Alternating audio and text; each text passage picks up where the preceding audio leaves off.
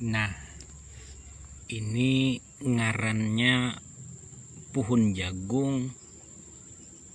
Ayo, berapa umur si Sidin nih lah? Parak sabulan. Ujar orang bahari, amun hendak mamatik harus menanam. Nah, amun kada menanam hendak mematik aja kada kawa, kecuali ke pasar batukar.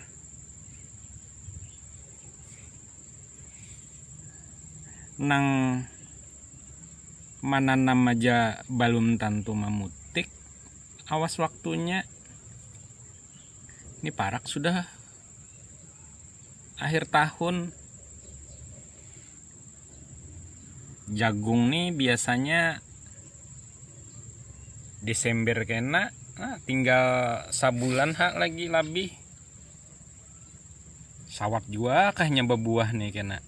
Nah, jadi mun hendak memanin batanam gin lihati waktunya. Jadi waktu batanam itu pas kan kena kira-kira memanin bulan Desember. Supaya hasilnya kawa dijual kada terlambat. Macam itu juga kalau politik amun pemilu bulan April hanyar menanam wayah ini talambat lucut. Jauh-jauh hari menanam tuh mun hendak dipilih orang, kecuali basarangan pajar hanyar pian kawa.